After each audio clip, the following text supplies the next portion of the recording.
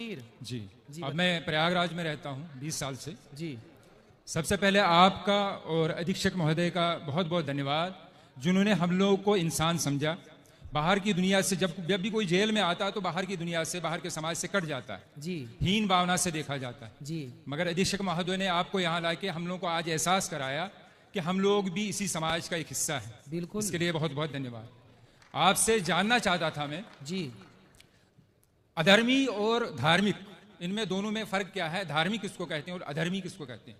धार्मिक और अधार्मिक, जी धर्मी और अधर्मी जी किसे कहते हैं? जी जो दूध पीता हो वो तो धार्मिक है, जी जो शराब पीता हो वो अधार्मिक है, जी जो गाय को माता मानता है जी वो धार्मिक है, जी जो गाय की हत्या करता है वो अधार्मिक है, जी जो जीव मात्र में दया रखता हो, सबके प्रति दया, जी जो चींटी से लेकर हाथी तक पर दया करता हो, सब पर दया का भाव जिसका है वो धार्मिक है।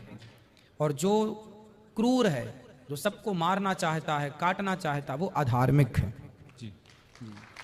अब जानना ये चाहता हूँ जी कि बताया जाता है, आप ही कहते हैं कि किसी की हत्या या किसी के बुरा नहीं सोचना चाहिए। जी इसका मतलब है कि अक्सर हमने देखा है भजनों में या आखिर में पूजा में होता है कि अधर्म का नाश हो। हाँ। तो अधर्म में कौन लोग आते हैं? अधर्म में वही सब लोग आते हैं जो गलत काम करते हैं, मतलब पूरी दुनिया में। जी तो उनका नाश करना, ये कहना ये उचित है? क्या नाम है आपका? हयात मोहम्मद शौकत। हयात मोहम्मद शौकत जी। हम हिंदुओं के यहाँ भैया जयकारा लगती है अधर्म का नाश हो, जी। अधर्मी का नाश ना हो, अधर्मी नहीं अधर्म का नाश हो। जो व्यक्ति के अंदर अधर्म है, जैसे आप शराब पी रहे हैं, जी। तो आपका नाश ना हो, आपके अंदर जो शराब पीने की गलत आदत है उस अधर्म का नाश हो, व्यक्ति का नाश नहीं। समझो आप, जी। व्यक्ति का नाश नहीं बोला गया, जी जी व्यक्ति का नाश हो ऐसा नहीं, अधर्म का। अधर्म मतलब अधर्म करने वाले, जैसे अधर्म गलत सोच, गलत विचार, जैसे दूध पीना धर्म है, शराब पीना अधर्म है, तो शराब मत पी भैया, पी रहा है तो छोड़ दे और दूध पर आ जा। तो अधर्म का नाश हो का मतलब है व्यक्ति का नाश नहीं, व्यक्ति के भीतर की बुराई। इसलिए तो सनातन संस्कृति श्रेष्ठ है मेरे भाई, कि हम हिंदू, हम सनातनी व्यक्ति का नाश नहीं चाहते, उसके अंदर की बुराई का नाश चाहते हैं। थोड़ा सा और समझ चाहूंगा मैं। जी अगर आपकी नज़र में इसका अर्थ मैं इतना समझा हूं, बड़े ही मतलब रेस्पेक्टली आपसे कह रहा हूं मैं, जी कि सनातन धर्म बहुत अच्छा है। जी इसका मैं अर्थ यही समझ पाया हूं मैं, जी जी कि इसमें किसी की हत्या नहीं चाहते। बिल्कुल बिल्कुल। फिर हमारा देश ऐसा क्यों नहीं करता? हथियारों पे करोड़ों नहीं अरबों रुपया खर्च किया जाता हथियार खरीदने के लिए। ठीक है। किस लिए खरीदा जाता है हथियार जी गुरुजी? जी कि हम दुश्मन से अपनी सुरक्षा करें। बिल्कुल बिल्कुल। फिर ऐसा क्यों नहीं करते कि हम लोग सबको कहें, अगर मुझे कोई मारने आए, जैसे आप कहते हैं कि हत्या पाप है, अगर मुझे कोई मारने आए, कत्ल करने आए, क्या मैं उससे ये कहूं कि भैया मैं सनातनी हूं, तुम मुझे मार दो मगर मैं तुम्हारे ऊपर हाथ नहीं उठा सकता? ना, इसकी परिभाषा समझनी पड़ेगी। हमारे हाथ में यदि माला है तो समय आने पर भाला भी हो सकता है। यदि हमारे मन में, देखिए हमारे हृदय में दया है, हमारे हृदय में दया है, कायरता नहीं है। हम आपको देखेंगे कि आप दया के योग्य हैं तो आप पर दया करेंगे, और यदि देखेंगे कि आप दया के योग्य नहीं हैं तो घर में घुस के हनुमान जी लंका भी जलाते हैं। नहीं, मुझे अभी सवाल करना है बेटा। हम यहाँ जेल में जी सब लोग जितना प्यार से सद्भावना से जेल में रहा जाता, मुझे लगता है आजकल बाहर की दुनिया में नहीं रहा जाता। बिल्कुल सही कह रहे हैं आप। मगर यहाँ 2-3 दिन से मैं देख रहा हूं, जैसे आप भी थोड़ा सा ये कह रहे हैं, कुर्बानी की बात उठी जी जी कि कुर्बान हत्या, बार बार यही बात आ रही है। जैसे मैंने आपसे कहा है कि अगर कोई भी, अगर हम अपने देशवासी सब लोग यहाँ के हमारे जो बड़े हैं, नेता हैं, प्रधानमंत्री हैं, वो अगर सब दूसरे देशों से फिर कहे कि भाई हमें हथियार नहीं खरीदने, हम सनातनी, हम किसी को नहीं मारेंगे, तुम भी हमसे दुश्मनी ना रखो। मारेंगे की बात नहीं है जी। हमारे भगवान श्री कृष्ण ने अर्जुन हथियार डाल दिए थे। जी मैं महाभारत नहीं लड़ूंगा। जी। आपने महाभारत के बारे में कुछ सुना है? अर्जुन के बारे में कुछ सुना है? हल्का हल्का थोड़ा सा। अर्जुन नाम के एक हमारे यहाँ भक्त हुए हैं, उन्होंने महाभारत का युद्ध हुआ तो उन्होंने हथियार डाल दिए कि जी मैं युद्ध नहीं करूंगा, क्योंकि सामने मेरे गुरु हैं, मेरे पितामह हैं, मेरे अपने भाई हैं, मैं उन पर कैसे धनुष चलाऊंगा, बाण चलाऊंगा। तब भगवान ने कहा तू क्षत्रिय है, कर्मण्येवाधिकारस्ते मा फलेषु कदाचन, तू कर्म कर, तू क्षत्रिय है, क्षत्रिय का धर्म है युद्ध करना। हम बेवजह किसी को नहीं मारते भैया, हम बेवजह किसी चींटी को भी, हमारे यहाँ दाना डालने की परंपरा है, कुत्ते को रोटी देने की परंपरा है, गाय को रोटी देने की परंपरा है, कबूतरों को पक्षियों को दाना डालने की परंपरा है। बेवजह किसी को नहीं मारते, पर कोई छेड़ता है तो छोड़ते भी नहीं है। बेवजह मैं मानता हूं कि नहीं मारा जाता किसी भी धर्म में नहीं। हाँ, हमारे कुरान में भी लिखा है कि एक मानव की हत्या पूरे मानवता की हत्या है। बिल्कुल सब धर्म, ये आप भी मानते होंगे कि कोई भी धर्म किसी को मारने की इजाजत नहीं देता। बिल्कुल, धर्म कोई भी बुरा नहीं। हाँ, अगर मैं शराब पी रहा हूं इसका मतलब नहीं कि मेरा धर्म बुरा है। जी जी, अगर कोई मेरा हिंदू भाई कोई गलत काम कर रहा है इसका मतलब मैं उंगली उसके धर्म पे नहीं उठा सकता। बिल्कुल, उसका वो उसकी व्यक्तिगत सोच है, व्यक्तिगत जी। उसकी गलती है। बिल्कुल बिल्कुल। मगर एक बात मैं बता दूं कि अगर एक प्रोफेसर एक दूसरे क्लास के सेकंड क्लास के बच्चे को 12th क्लास का सवाल पूछे, हाँ, तो क्या वो जवाब दे पाएगा गुरुजी? बिल्कुल नहीं दे पाएगा, सही है। इसी तरह आप जितने ज्ञानी हैं, मगर यहाँ प्रश्न ऐसे लोगों से, हम बेचारे, हम तो जेल में बंद जी, और इतने ज्ञानी नहीं हैं, जी जी, तो उससे गलत सोच, कुछ जगह थोड़ा गलत मैसेज जाता है कि नहीं हमारे धर्म में, अगर जैसे कुर्बानी की बात लीजिए आप, हाँ, कुर्बानी जो ईश्वर, जिसको अल्लाह मैं कहता हूं, आप ईश्वर कहते हैं, जो अदृश्य है, जी जी जी, जिसने इस पूरी सृष्टि का निर्माण किया है, बिल्कुल सब कुछ मेरे लिए, पानी, खाना, जो कुछ अन्न मुझे दिया है उसी ईश्वर ने दिया है। जी जी, पानी, जल दिया है उसी ईश्वर ने दिया है। बिल्कुल, माफी बिल्कुल। चाहता हूं कि मेरी हिंदी इतनी अच्छी ना नहीं ना, है। आप अच्छा बोल रहे हैं भैया, बहुत अच्छा बोल रहे हैं आप। जो कुछ भी इस धरती पे है एक मनुष्य के लिए दिया है। जी जी, अब मैं इतनी बात जानता हूं कि अगर वही ईश्वर जी। और एक तरफ मेरे पिताजी हों और एक प्रश्न करें कि मैं तुमसे कुछ चाहता हूं, और मुझे उस टाइम किसकी माननी चाहिए? अपने देखिए, पिता की कि ईश्वर की? या मैं आपसे सवाल नहीं कर रहा हूं। हाँ, मेरी नजर में मुझे उस टाइम उस ईश्वर की माननी चाहिए जिसने ये सारी धरती, जिसने सारी फैसिलिटीज मुझे दी हैं। तो मेरा ईश्वर, मेरा अल्लाह मुझसे कह रहा है हाँ, कि देखो मैंने तुम्हारे लिए सब कुछ दिया है, तुम्हारे इतने प्यारे माँ बाप दिए, सब कुछ दिया है, और सब कुछ मेरा ही है। चाहे इस दुनिया में बकरी, जो भी जानवर भी वो भी मेरे हैं। अब तुमसे मैं कुछ मांगता हूं, अच्छा, तुम मेरे लिए कुछ दान कर सकते हो। जी इंसान की नहीं मांग रहा, जो हमारे प्रॉफिट जो रह चुके हैं उन्होंने उनको अपने बेटे को दिया था। जी जी, मगर उसके बाद कहा गया है कि तुम मेरे लिए कुछ कर सकते हो। मैं तो उनके लिए, अपने अल्लाह के लिए जान भी दे सकता हूं। जी जी, तो उसके बदले मैं जो हुक्म मिला है कि आप ऐसा कीजिए, ये दान किया कीजिए, तो ये सिर्फ इसलिए है कि एक प्रथा है कि मैं हमेशा हर पल तैयार हूं, जिसने मुझे इस दुनिया में लाया है, जो मुझे सब कुछ करता, मैं उसके लिए सब कुछ कर सकता हूं। ठीक है, ये विचार है मेरे। सही है, सही तो है। मैं ये नहीं चाहता कि कोई गलत मैसेज जाए। बिल्कुल बिल्कुल। देखिए, बात गलत और सही की नहीं है, बात तो पर्सनल, व्यक्तिगत। जैसे मैं आपसे एक सामान्य सवाल करूं, इस पर नहीं कि आपका मजहब क्या है, पंथ क्या है, धर्म क्या है। जी। हम धर्म, मजहब, पंथ को थोड़ी देर के लिए अलग करके, और एक इंसानियत के नाते, हम भाई भाई के नाते बात कर लें आपस में, और एक जरा सा विचार कर, आप मेरे से पूछिए कि बताइए कि क्या किसी की हत्या करना सही है, तो मैं बोलूंगा भैया नहीं। ऐसी मैं आपसे पूछता हूं एक भाई के नाते, एक सामान्य चर्चा के नाते, कि बताओ किसी की हत्या, हम भगवान को, अल्लाह को अभी इस बात से अलग रखें, बस एक सामान्य दृष्टिकोण से बात करें कि बताओ, आप मेरे से पूछे, अभी आपने पूछा मेरे से, तो मैंने बताया कि हत्या करना गलत है। अब मैं आपसे पूछ रहा हूं कि बताइए, क्या किसी की हत्या करना सही है? मैं इसका उत्तर ये दूंगा कि ये निर्भर करता है परिस्थिति पे। यहाँ जितने भी मेरे भाई मर्डर में आए हैं, किसी ने खुशी से नहीं किया। बिल्कुल, कोई परिस्थिति ऐसी उत्पन्न हुई, बिल्कुल, या कोई दुश्मनी थी, कोई किसी को। एक अभी आया है आखंड, जो हमारा हिस्सा है, 2 दिन पहले की बात है। हाँ, उसकी बहन को किसी ने बलात्कार किया था। वो लड़का बलात्कारी अंदर आया, मगर वो 2 महीने में जमानत पे छूट गया, तो उसके भाई ने उसको बाहर मार दिया।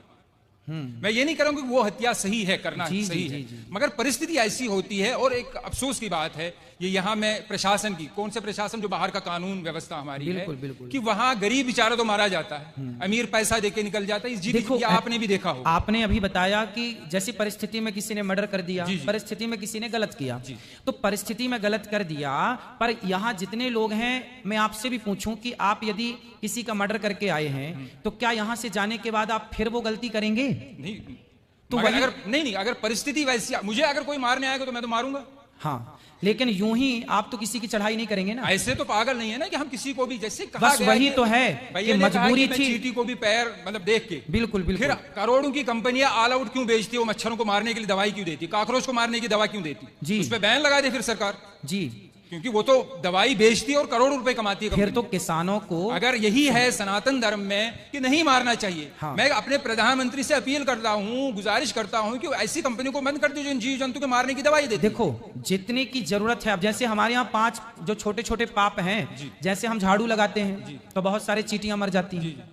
हम लोग बारिश गर्मियों में घड़ा में पानी भरते हैं तो ठंडक के कारण बहुत सारी चींटियां आती हैं, मर जाती हैं। हम लोग लकड़ी और कंडा, कंडा समझते हैं, गाय का सूखा गोबर, उसको ओपले बोलते हैं। क्या बोलते हैं आप? ओपले। ओपले। जैसे घर में चूल्हा, आजकल तो गैस का जमाना है, आज के 100 साल पहले लोगों की रोटियां घर के चूल्हे पे बनती थी। चूल्हे पर लकड़ी और कंडा, ओपला लगाया जाता था। उस ओपले में बहुत सारे जीव जंतु होते थे कि नहीं? तो वो मारे जाते थे जब हम रोटी बनाते थे। तो ऐसे कुछ सामान्य पाप हैं जो हमसे नित्य होते हैं। जैसे हम चल रहे हैं, चींटियां मर जाती हैं। किसान खेत में चने बोता है, इल्ली लग जाती है तो दवाई का छिड़काव करके इल्लियों को मारना पड़ता है। मारना पड़ता क्योंकि वहां मारने की इच्छा नहीं है, वहां पर मजबूरी है। बात समझ रहे हैं? किसान यदि इल्ली ना मारे तो इल्ली पूरी फसल मार देगी। यदि आप लकड़ी और कंडे की, चींटी और लकड़ी और कंडे के जीवों की लिए सोचें तो आप भूखे मर जाएंगे, रोटी बना ही नहीं पाएंगे। तो जो सामान्य पाप होते हैं आपसे हमसे, वो जानकर नहीं करते हम, वो मजबूरी है। बात समझ रहे हैं आप? वो मजबूरन करना पड़ता है।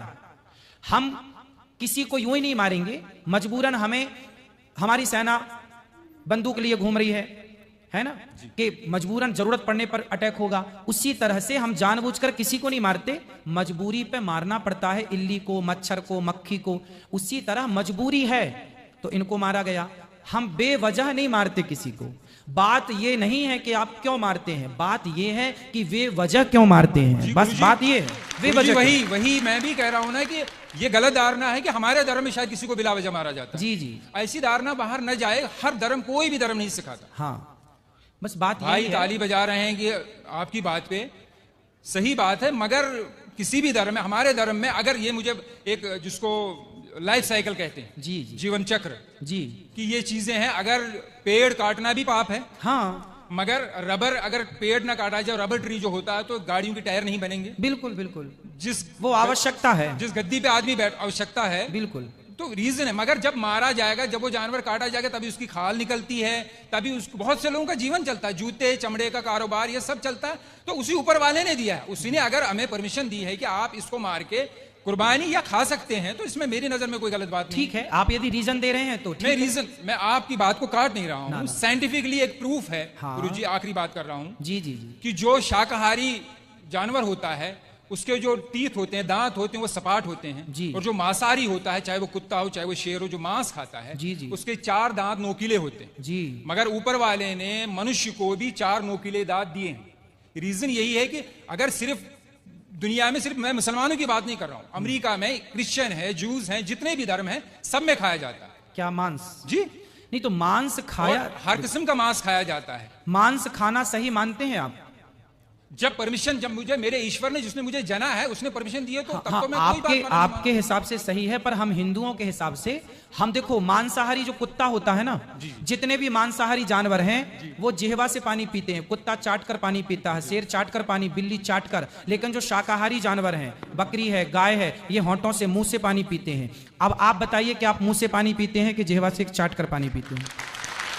फिर दांत नहीं, दांत का भैया सुनो, दांत का, मेरा सिर्फ इतना कहना है कि जैसे आपने कहा कि आपके हमारे धर्म में मेरे ईश्वर एक ही है। हाँ, उसने जब परमिशन दी है मुझे, आप कह रहे हैं कि आपको नहीं, मगर ये तो नहीं होना कि दुनिया में ये भावना हो कि नहीं ये धर्म अच्छा, बाकी धर्म अच्छे नहीं। देखिए हमारा जो सनातन धर्म है, जी। जैसे आपके धर्म में तो ये कहा जाता है कि जैसा आप ही बता रहे हैं कि आपके यहाँ मांस खाना सही मानते हैं वो लोग, हमारे यहाँ मांस खाना सही नहीं मानते। हमारे यहाँ किसी भी मंदिर में जो मनमाने ढंग से बकरा बकरे की बलि चढ़ाते हैं मंदिरों में, वो गलत चढ़ाते हैं, हम लोगों से गलत मानते हैं। हमारे यहाँ मंदिरों में 56 भोग लगता है भगवान को, बढ़िया दाल चावल खीर पूड़ी सब्जी बादाम काजू पिस्ता, इनका भोग लगता है। जब हमारे यहाँ ये कहा जाता है कि जब खाने को 56 भोग हैं तो क्यों अपने स्वाद के लिए किसी की हत्या की जाए, इसलिए हिंदू लोग मांस नहीं खाते। ये अपनी अपनी विचारधारा है। आप खाते हैं तो उसमें आपकी अपनी विचारधारा है, हम लोग नहीं खाते उसमें हमारी अपनी विचारधारा है। अब ये देखना है